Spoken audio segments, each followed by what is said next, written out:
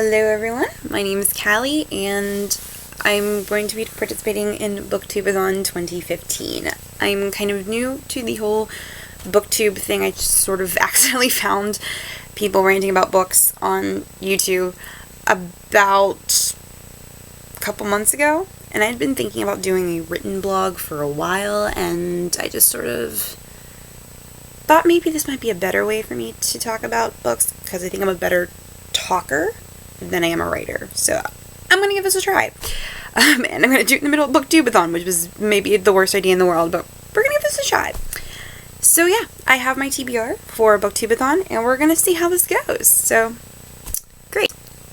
There's 3 parts to BookTubeAthon. One is the actual just challenge of reading as many books as possible in 7 days, August 3rd to August 9th. The second challenge is to complete 7 reading challenges. The books you read have to fit into those challenges in some way. The third part is video challenges that are going to be posted daily for you to complete during that day.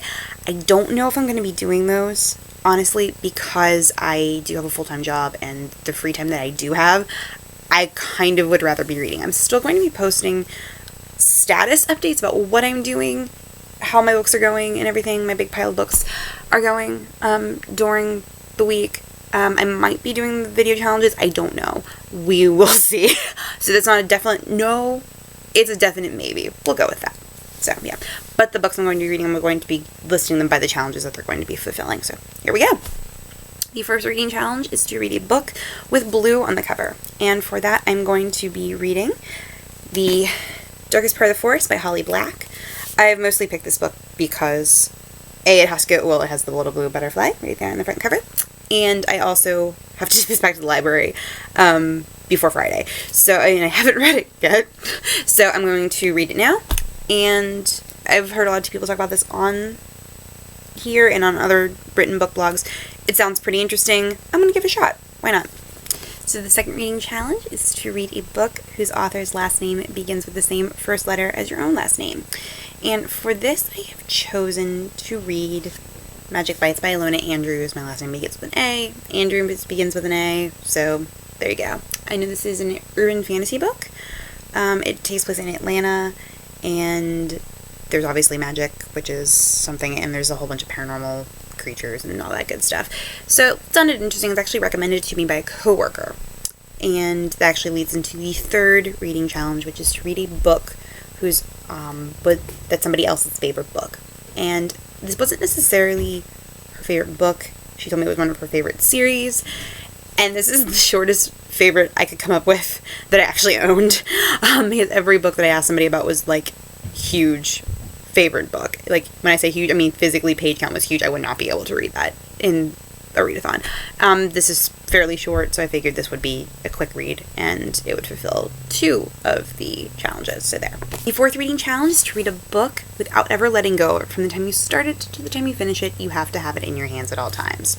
So, I'm picking the literal shortest book that I have not read that I own. That's not like a little golden book, because I don't know where those are.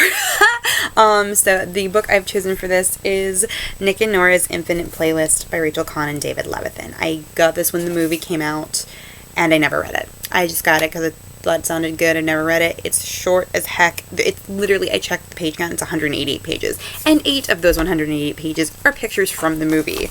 Look, I give you Michael Cera. So this is going to be really short. I can probably read this in a couple of hours. It will be quick, most likely painless, and yeah. The fifth book challenge is to read the book that you have most recently acquired.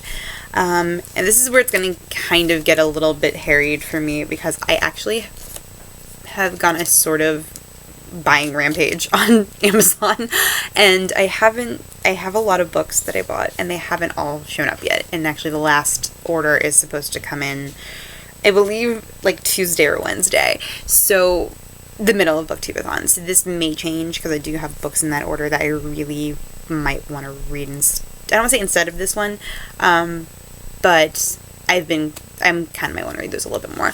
But right now, the book that I've most recently acquired is The Falconer by Elizabeth May. It seems like a good option. It's still probably one of the shortest books that I have recently, of the most recently acquired books. This is probably the shortest I have. It sounds really interesting. I know it's about, like, fairy hunters. A lot of fairy books out now. This is kind of older. I know there's a sequel coming out pretty soon. But it sounded interesting. It is the most recent book I acquired, and why the heck not? The 6th book is a book you really, really want to read. And if I really wanted to be completely honest about this, I would have to go with Heir of Fire. But that book is huge and not conducive to quick reading. So I've chosen another book that I am no less excited to read, and that is Ferris by Marissa Meyer. I love this series so much. Lunar Chronicles is literally my favorite. I marathoned this series. Like, literally, I got the entire series, read it, and then immediately, as soon as I finished Cress, went back and restarted Cinder.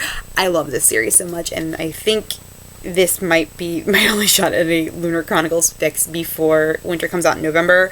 So, yeah, it's short. I know I will like this book, and I really want to read it. So there.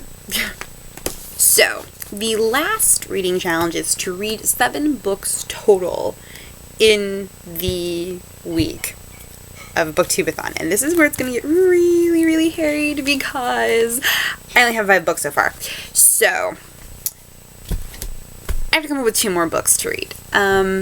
I do know what one of those books is going to be because I'm actually currently reading it. It's on my Kindle, so I don't have a physical copy. It's on my lovely Kindle right here. And that book is Don't Judge Me. One Good Earl Deserves a Lover by Sarah McLean. And my historical romance is my guilty pleasure, except I have zero guilt about it at all. I don't care. Sue me. But I have already started. I'm about 20% of the way through it. I know I'm not going to finish it before I start. I don't want to put it down, so I'm just going to include it as one of the books I'm going to read. I probably would be the one, because I would like to have books on my Kindle so I can take something to work with me to read, without it getting beat up in my purse on my desk. And I think this would probably be the best option. It's usually a quick read. I usually pretty much fly through any of those romance novels because they're usually fairly short.